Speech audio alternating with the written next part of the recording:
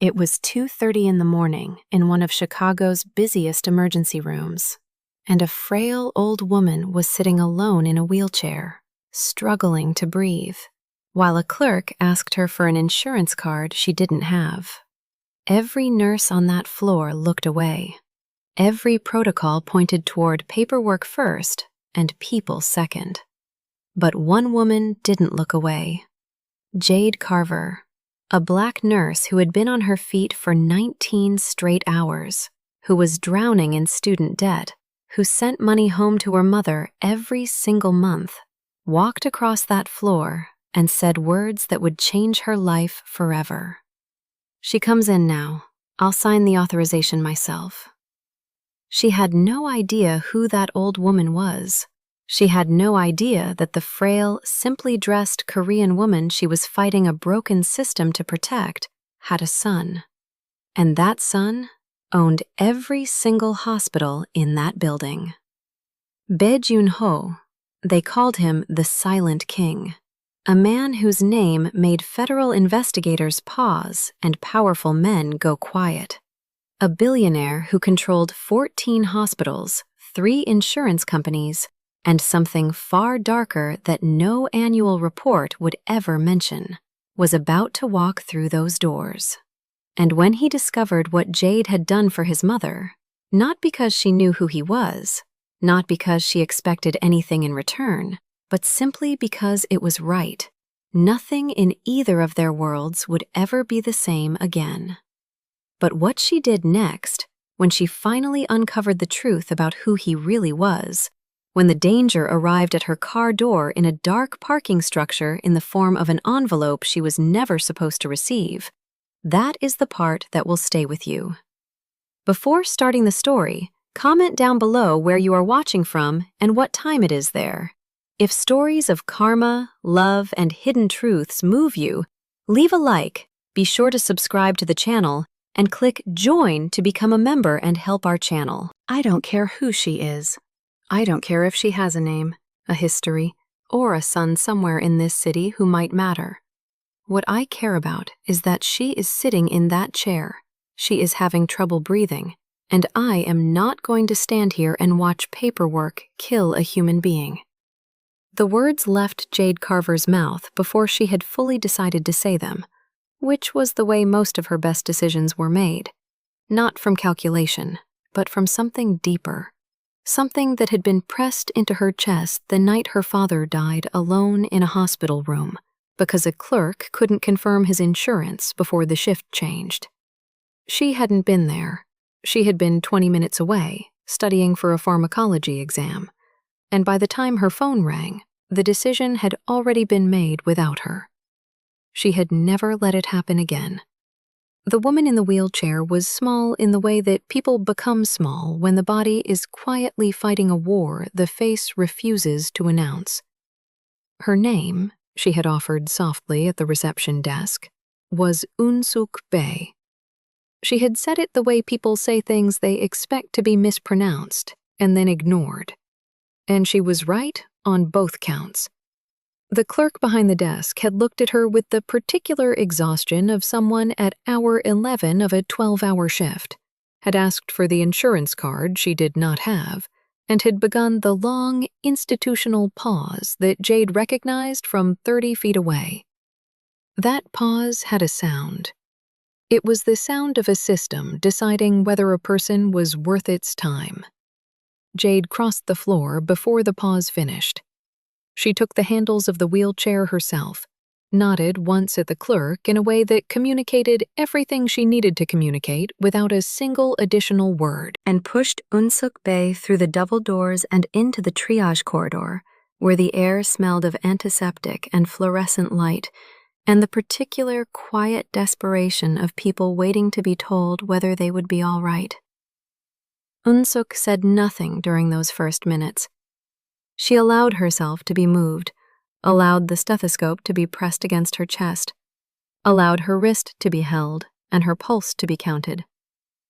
But her eyes, dark, steady, and far more alert than her posture suggested, followed Jade with an attention that was not simply gratitude. It was assessment. careful, unhurried, and precise. Jade didn't notice. She was working. The ECG showed what she had suspected. Atrial fibrillation. Intermittent, stress-induced. Serious. Manageable. The kind of thing that became catastrophic when ignored, and routine when caught early. She ordered the medications, documented everything under her own authorization code, and sat beside the bed while the IV line was established, talking to Unsuk in the low, even voice she used for patients who needed to feel that someone in the room was not afraid. "You're going to be fine," she said. "Your heart got confused for a little while. We're going to help it remember what it's supposed to do." Unsuk looked at her for a long moment. "He didn't ask me if I could pay," she said. "No," Jade said. "Why?" Jade looked up from the monitor. The question was simple. The woman asking it was not. "Because that's not the first thing," Jade said. "That's never the first thing." Another silence. Outside the curtain, the emergency department moved in its usual controlled chaos. Wheels on linoleum, voices at measured volume, the occasional sharp percussion of urgency breaking through the surface calm. Inside, it was just the two of them, and the soft, rhythmic confirmation of a heartbeat stabilizing. "My son," Unsuk said, finally, quietly, as if the words were something she was taking out carefully and setting down between them. "We'll want to know your name." Jade smiled the way she smiled at patients who said things the medication made feel more significant than they were. "Rest now, Mrs. Bay." She stood, adjusted the monitor, checked the line, and walked back toward the station. She did not know that in 4 hours, the corridor she had just crossed would fill with a silence heavier than any sound she had ever heard in this building.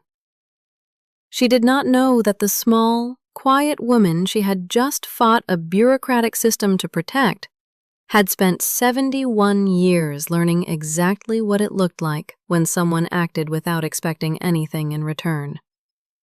And she did not know that someone had already been called. The elevator at the end of the corridor had not been used by a visitor at this hour in as long as the night security guard could remember, which was why he stood up straighter when the doors opened at 2:31 in the morning and the man stepped out. It was not the hour that did it. It was the quality of the stillness that walked in ahead of him. He was not loud. He did not announce himself. He did not look at the guard, or at the reception desk, or at the overhead signs pointing toward triage and imaging and the family waiting area. He looked at none of those things because he already knew where everything was, which was the first thing Jade noticed when she looked up from the station and saw him moving through her corridor, with the particular certainty of someone who had studied the floor plan of this building the way other men studied contracts. She noticed the tattoos second. The dragon on the right side of his neck was rendered in ink so dark it seemed to exist in a different layer than the skin beneath it, coiling upward behind his ear with the composed and permanent authority of something that had always been there and intended to remain. The characters on the left side were smaller, precise, the kind of marks that meant something specific to the person who chose them, and nothing available to anyone who hadn't earned the translation. She stepped into the corridor. "Sir," her voice was even. "Visiting hours don't begin until—" "She is my mother." 3 words. Mo volume. No negotiation inside them. Jade looked at him for 1 full second. Then she stepped aside. She watched him cross to the curtain.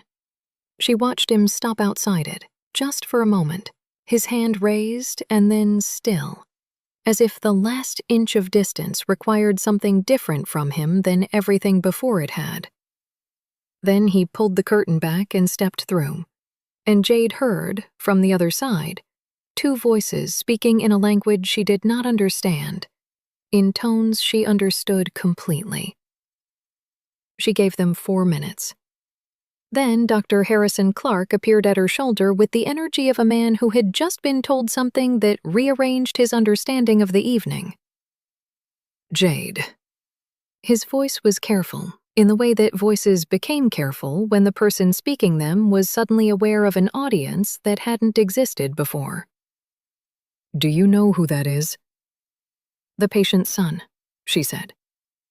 "Bae-Jun-ho," Clark said, and the name landed differently than names usually did, with a weight that suggested it had been carrying things for a long time. "He owns this hospital. He owns 12 others, the entire Baycore network. He is the reason this department got its new imaging equipment last spring, and the reason the board approved the staffing expansion in October." Jade looked at him. "That's interesting," she said. "It doesn't change anything I did tonight." Clark's expression moved through several positions quickly. "What you did tonight, Jade, was bypass the financial verification protocol on an unidentified patient without attending physician authorization. I've been patient with you on things like this before, but there are liability implications, she said, to allowing a patient in active arrhythmia to sit in a waiting room while someone confirms her billing information. That is not how the curtain opened.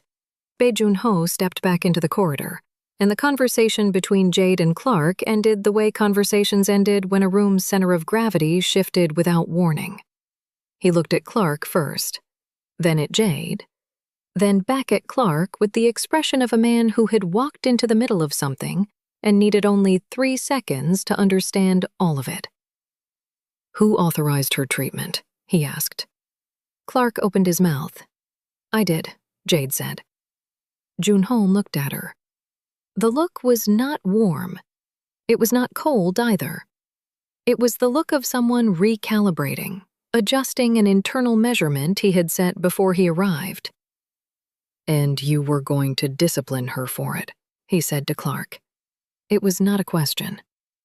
Clark produced the particular silence of a man who had just realized that the position he had taken 30 seconds ago was now a very exposed position indeed. "The protocol exists to protect the hospital from Harrison." The name, said that way, with that particular absence of inflection, was its own complete sentence. "We'll speak tomorrow, in my office. Not this one." Clark left. The corridor returned to its baseline sounds. Somewhere down the hall, a monitor chimed twice and went quiet. Jade stood with her hands at her sides, her stethoscope resting against her sternum, her expression giving away nothing that she had not decided to give. "Your name," he said. "Jade Carver." He repeated it, in the same way she had heard people repeat addresses they were committing to memory. "You treated her without knowing anything about her," he said. "I treated her because she needed treatment." "People say things like that," he said. "Most of them mean something slightly different by it." "I know," Jade said. "I've worked with most of them." Something shifted in his face. Not a smile. Something earlier than a smile. Something that happened before the decision to smile was made. He looked at her for another moment, then looked back toward the curtain where his mother was resting, then back at her. "She's going to want you assigned to her recovery," he said. "She won't phrase it as a request." "I got that impression," Jade said. He nodded once, the kind of nod that closes a chapter, and walked back through the curtain. Jade stood in the corridor for 3 seconds. Then she went back to work. She did not yet know that the envelope would arrive in 6 days. She did not yet know about the men who would follow her car, or the phone call she would make at midnight, standing in her kitchen with every light in the apartment on, or the choice she would eventually place in front of him like something she had no intention of taking back. What she knew, in that corridor, at that hour, was only this: She had done the right thing. What she did not know was how far the right thing was about to travel. The house on the North Shore was the kind of house that did not announce itself from the street. There was no gate with initials worked into the iron, no fountain visible from the road, no architectural gesture toward its own importance. It sat behind a line of old oak trees that had been there longer than the money. And if you did not know what you were looking for, you would drive past it without a second thought. Which was precisely the point. Jade had driven past it twice before she found the entrance. The arrangement had been presented to her as a professional one, and she had accepted it on those terms because those were the only terms she trusted. Unsukbe required monitored recovery, daily vitals assessment, medication management, and the particular kind of attention that private nursing provided and institutional follow-up could not. The paperwork was clean. The compensation was documented. Jade told herself that this was simply an extension of what she had already been doing, which was caring for a patient who needed care. She told herself that for approximately 4 days. By the 5th evening, she was sitting at a kitchen island the size of her entire living room, drinking coffee she had not made herself, and explaining to Bae Jun-ho why the human heart did not actually break the way people described it breaking, but rather contracted, seized, and occasionally forgot its own rhythm in the presence of sustained emotional stress, which was technically what had happened to his mother, and which was also, she realized midway through the explanation, a description that applied to more than cardiology. He listened the way he did everything, completely, without interruption, without the small performative signals that most people used to demonstrate that they were paying attention. He simply paid attention, and the undivided quality of it was more disarming than anything louder would have been. "You talk about the body like it makes decisions," he said. "It does," she said. "People just don't always agree with the ones it makes." He looked at her across the island for a moment. "My mother likes you," he said. "Your mother is an extraordinary woman," Jade said. "She also pretends to be asleep approximately 40 minutes earlier than she actually is." The corners of his mouth moved. "She's been doing that since I was 9, he said. "I thought it was so she could watch television after I went to bed." "And now?" He looked toward the hallway where the light in Unsuk's room had gone dark. "Now I think she does it so that things can happen that wouldn't happen if she were present." Jade wrapped both hands around her coffee cup and said nothing, because there was nothing to say to that which wouldn't confirm it. It went on like that, evenings that began as professional handoffs and extended past any reasonable professional boundary, into conversations that moved from medicine to history to the specific texture of growing up in neighborhoods where you learned early that the systems around you were not designed with you in mind. He talked about Chicago the way someone talked about a city they had studied before they loved it. She talked about it the way someone talked about a place that had shaped her before she understood it was doing so. She did not ask about the other thing. Not yet. But it was there, in the room with them, the way large, quiet things were. Not invisible, just unaddressed. Then she went home one night and looked it up. She had told herself she wasn't going to. She had told herself it wasn't her business, that what she knew of him was what she had observed directly, and that direct observation was more reliable than anything a search engine assembled from sources with their own angles and omissions. She told herself all of that, and then she sat down at her kitchen table at 11:15 at night and typed his name into the search bar. The corporate results came first. Baycorp Holdings, 14 hospitals, 3 insurance subsidiaries, a profile in a business publication from 2 years ago that described him as intensely private and strategically visionary, and included a photograph in which he was wearing a suit jacket that covered the tattoos entirely. Then she went deeper. It took 40 minutes to find the first article that used the word she had been moving around in her mind since the night she saw the men in the corridor arrange themselves at the entrances without being told. The article was from an international publication, buried, not retracted, but also not amplified. The kind of piece that existed in the record without ever quite breaking the surface of public awareness. It named an organization. It named a structure. It placed Bae Jun-ho at the center of something that had no entry in the Bae Corps annual report. She read it twice. Then she sat in her kitchen with every light on and her phone face up on the table. And she thought about her father. And she thought about the clipboard at the reception desk. And she thought about the look on Eun-suk's face when she had said that was never the first thing. She thought about what it meant to know something and then decide what to do with knowing it. She was still thinking about it 6 days later when she walked to her car after a late shift and two men she had never seen before appeared from the shadow between two parked vehicles and handed her an envelope without a word. They were not violent. They were not even particularly threatening in any direct physical sense. They simply materialized, delivered the object, and were gone before she had fully processed that they had been there. Inside the envelope, photographs. Herself and Jun-ho at the kitchen island. Herself arriving at the North Shore house. Herself leaving the hospital. And a note, handwritten with no signature.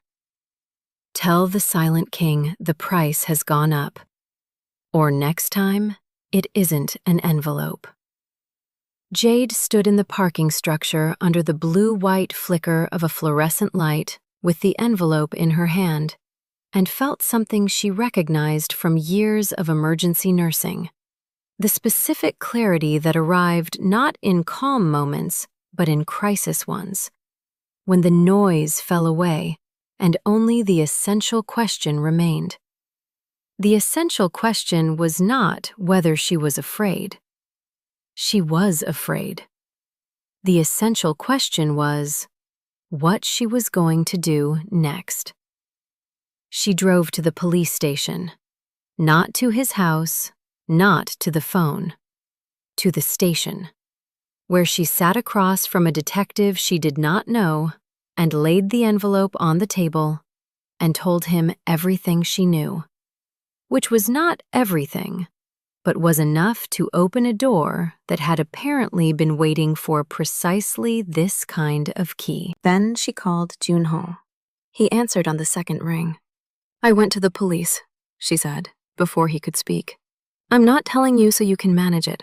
I'm telling you because you need to decide right now, tonight, what kind of man you are going to be. Because I cannot be in the orbit of someone who hasn't made that decision. And I think you already know that. The silence on the other end of the line was long. It was not the silence of someone who had been caught. It was the silence of someone who had been seen. He did not respond that night. Not with words. Not with a message sent through one of the composed and efficient people who managed the distance between Bae Jun-ho and the rest of the world. The phone call ended with the silence still in it, and Jade set her phone face down on the kitchen counter and stood at the window looking out at the South Side street below, where the ordinary night was doing its ordinary things. A car passing, a dog pulling at a leash, the distant percussion of a city that never fully stopped, and she waited to find out what kind of decision a man made when someone removed every comfortable option and left only the true one. She went to sleep at 3 a.m. She did not hear from him for 11 days. In those 11 days, she went to work. She monitored her route the way he had told her to. She ate meals she barely tasted, and had conversations with colleagues she barely heard. and she did not go to the North Shore house because she was not certain what she would find there, and she had learned early that there were moments when walking toward an answer before it was ready only produced a worse answer. Unsuk called her on the 4th day. Not about her health. About a recipe. She spoke for 14 minutes about the correct way to prepare a specific Korean broth, the importance of the bones being cold when they entered the water, the particular patience required by a dish that could not be rushed without becoming something entirely different from what it was meant to be. Jade listened to all of it and understood that none of it was about broth. And when Unsuk said goodbye, she added, very quietly, at the end, that some things took the time they took, and that the only wrong response to waiting was to stop believing that what you were waiting for was worth the wait. Jade said she understood. She did understand. On the 11th day, her phone showed a message from a number she did not recognize, which contained only an address and a time. The address was not the North Shore house. It was a building in the Loop, 42 floors up, with a view of the lake that on a clear morning looked like something that had not yet decided whether it was water or sky. She went. The office was not what she expected, which she realized afterward was because she had been expecting the office of the man she had read about in the buried articles, and what she walked into was the office of someone in the process of becoming someone else. There were legal documents on the conference table, open, marked with the careful annotations of attorneys who had been working through the night. There were 2 men she did not recognize sitting against the far wall with the particular stillness of federal officials who had agreed to be somewhere unofficially. There was a folder in the center of the table that she did not open, but whose presence explained the stillness of everything around it. Junho was standing at the window with his back to the room. He turned when she entered. He was wearing the same kind of clothes as the night at the hospital. Black, minimal, the tattoos visible above the open collar. But something in the way he occupied them was different. The careful, managed quality that had surrounded him like a second skin since the night she met him was still there, but it had been altered by something that looked, from where she stood, very much like the aftermath of a decision that could not be undone. "I want to tell you what I did," he said. "Not what my attorneys would tell you, and not what the official record will eventually show. What I actually did, and why, and what it cost." She sat down. He told her. It took 40 minutes, and he did not soften it, and he did not position it, and he did not look away from her face while he spoke. He told her about the structure he had inherited at 18 from a father who presented it as obligation and legacy simultaneously, in the way that made refusal feel like both cowardice and ingratitude. He told her about the years in which he had built Baycore as an exit strategy, a legitimate architecture large enough to eventually make the other structure unnecessary, and how the other structure had refused to recognize its own obsolescence. He told her about the men who had sent the envelope, and what they wanted, and what he had decided to give them instead, which was not money or compliance, but information. Specific, documented, sufficient. Delivered through the attorneys to the federal investigators who were currently sitting against the wall of his office, pretending to study the carpet. He told her it was not finished, that it would not be clean, that there were consequences already in motion that he could shape but not stop entirely, and that the shape he had chosen was the one that did the least damage to people who had not chosen to be inside any of it. He told her that, when she had called him from the parking structure and said what she said, he had sat in his car for 2 hours before going anywhere, and that what he had been doing in those 2 hours was not planning or calculating, but something much simpler and much harder, which was admitting to himself that he had known for a long time what the right direction was and had been finding sophisticated reasons to face a different way. When he finished, the room was quiet. Jade looked at the folder on the table. She looked at the two men against the wall. She looked at him. "The 7-year-old, she said. "Leukemia. Your insurance subsidiary denied her claim 3 weeks ago. The family has been appealing since Tuesday." He did not blink. "Send me the file." "I already sent it to your corporate email," she said, "and to the board." Something moved across his face that she had not seen there before. Not surprise exactly, but the recognition of something that surprised him anyway. The way a person could know a thing intellectually and still be caught off guard when it arrived in full. "You sent it to the board," he said. "I needed it resolved," she said. "Not acknowledged. Resolved." He was quiet for a moment. Then he said, and his voice had something in it that had not been in any previous version of his voice that she had heard. "You are going to make this very difficult." "Yes," she said. "You know that I have resources that most people—" "I know exactly what you have," she said. "I also know that none of it is the thing that matters most in the room we're sitting in right now. And I think you know that too, or you wouldn't have called me here to tell me the truth when a much easier version of this conversation was available to you." He looked at her for a long time. Outside the window, Lake Michigan held its enormous, indifferent calm, the water doing what water did regardless of what was decided on the 42nd floor. Moving, reflecting, continuing. "My mother went to that hospital alone," he said finally, "at 2 in the morning. She has a phone with 12 numbers in it, and every one of them would have come immediately. She went alone." "I know," Jade said. "She told me afterward that she needed to find out whether the world still contained people who would act without a reason," he said. She said she had begun to wonder. Jade thought about a woman in a simple beige blouse pushing her own wheelchair through a set of glass doors at 2 in the morning, her eyes quiet and watchful, and already knowing something that everyone else in the building would spend the next several months catching up to.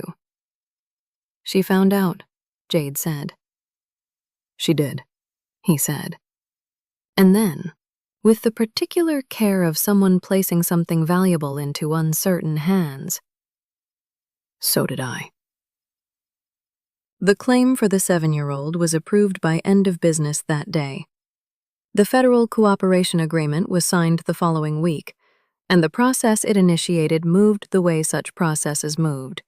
Slowly, unglamorously, without the clean resolution of dramatic endings, but forward, which was the only direction that mattered. Unsuk made the broth on a Sunday, and did not pretend to go to sleep early, and the three of them sat at the kitchen table until midnight, and at one point, Unsuk looked between her son and the woman sitting across from him and said, in the tone of someone confirming a thing she had already known for quite some time, that the bones had to be cold when they went into the water, and that patience was not the same as passivity, and that the difference between the two was everything. Jade looked at Junho. He looked at her. Neither of them said anything. They didn't need to. Some things, entered into slowly and honestly and without the expectation of a return, had a way of becoming exactly what they were always going to be. Not because the outcome was guaranteed, but because the foundation was true.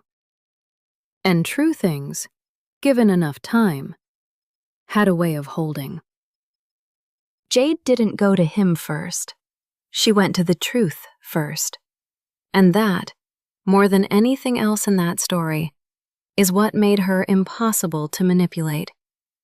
Not because she was cold, not because she didn't feel anything, but because she had learned to trust what she saw before she talked herself out of it. That's not a personality trait. That's a skill, and it can be learned.